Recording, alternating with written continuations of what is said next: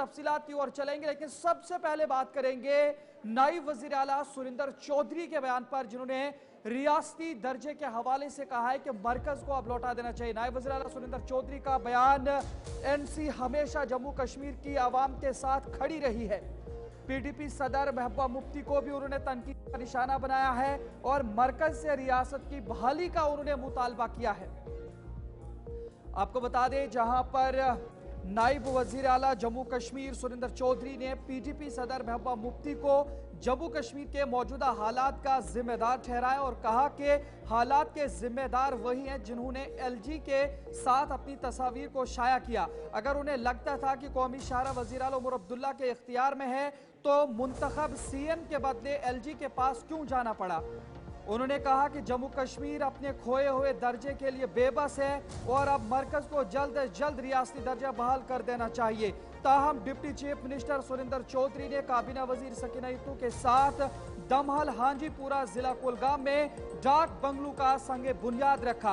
इस मौका पर खिताब करते हुए लीडरान ने इस बात पर रोशनी डाली कि आने वाला बुनियादी ढांचा न सिर्फ इंतजामी और मकामी अहदेदारों की बड़ी तादाद में अवामी जरूरियात को पूरा करेगा, बल्कि आम लोगों की बड़ी तादाद को सहूलियात फराहम करेगा। तकरीब में जिला इंतजामिया के अफसरान भी मौजूद रहे, लेकिन इस बीच जब जराई ब्लॉक के नुमाइंदों से नायब वज़ीर आला सुरिंदर चौधरी की जानिब से बयान दिया गया तो उन्होंने नेशनल कॉन्फ्रेंस के हवाले से कहा कि अवाम के साथ हमेशा खड़ी रही है और पीडीपी सदर महबूबा मुफ्ती को तनकीद का निशाना बनाया कि उनकी बेटी इल्तिजा मुफ्ती लेफ्टिनेंट गवर्नर के पास कौमी शाहरा का मसला लेकर के क्यों गई। इस हवाले से नायब वज़ीर आला सुरिंदर चौधरी की जानिब से क्या कुछ कहा गया है, आइए सुनते हैं। डाक बंगले का उद्घाटन तो मैं तो ये चाहता था मैडम सकीना खुद करें, लेकिन इन्होंने कहा मेरे लिए आप चलें, तो लिहाजा आए हैं। ये रूटीन में है, कोई ज्यादा नहीं है, मकसद हमारे कुछ और है। और नेशनल कॉन्फ्रेंस ने हमेशा जदोजहद जम्मू कश्मीर के लोगों के लिए की है और करते आए हैं और आगे भी करेंगे। और आज सबसे बड़ा मुद्दा हमारे सामने जो खड़ा है कि जम्मू कश्मीर का खोया हुआ दर्जा, जम्मू कश्मीर का वो खोया हुआ मान और सम्मान जो स्टेट का है हमें वापस दिया जाए, जिससे हमारे बेरोजगार बच्चों को रोजगार मिल सके। आज हमारे बच्चे, हमारी बेटियां बेरोजगार हैं, वो दर दर की ठोकरें खा रही हैं। लेकिन इस स्टेट को टूटने के लिए, इस 370 को तोड़ने के लिए अगर कोई जिम्मेवार है तो ये वही लोग हैं जो आज भी परसों एलजी साहब के पास बैठे थे। वो फोटो देखा होगा, महबा जी ने बड़े प्यार से वहां जाके फोटो खिंचाया। अब वो किसके लिए एलजी साहब के पास गई थी? अगर जाना था तो उमर साहब के पास जाती, उमर साहब से सलाह मशवरा करती कि जम्मू कश्मीर को कैसे मजबूत किया जाए। लेकिन वो किसके पास गए?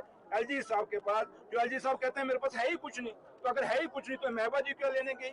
इसका मतलब यही लेने आई कि बताओ जम्मू कश्मीर को और बर्बाद कैसे करना है, जम्मू कश्मीर के नौजवानों को कैसे और खत्म करना है। ये आप वहाँ फैसला करने के, अगर सही फैसला आप करना चाहते हैं कि जम्मू कश्मीर के आप हमदर्द हैं, तो आपको उमर साहब के पास आना चाहिए। वो ऑनरेबल चीफ मिनिस्टर है जम्मू कश्मीर के, वो खुद नहीं बने, वो नॉमिनेटेड नहीं है, वो इलेक्टेड है, लोगों ने चुने हुए चीफ मिनिस्टर हैं। वेराज एलजी साहब जो हैं वो खुद नॉमिनेटेड हैं। और सबसे बड़ी बात कि आज की डेट में एलजी साहब भी खुद, अभी तक उनका रेगुलेशन ही हुई, अभी वो उनका, क्योंकि इनका टेन्योर खत्म है। आगे हमें डेली वेजरों की बड़ी मुसीबत थी, उनको रेगुलाइज करना था। अब तो एलजी साहब को भी रेगुलाइज करने का मसला आ गया है। अब वो कब रेगुलाइज होंगे तो वो फैसले लवाएंगे, ये भी एक बात है। तो लेकिन मेरा एक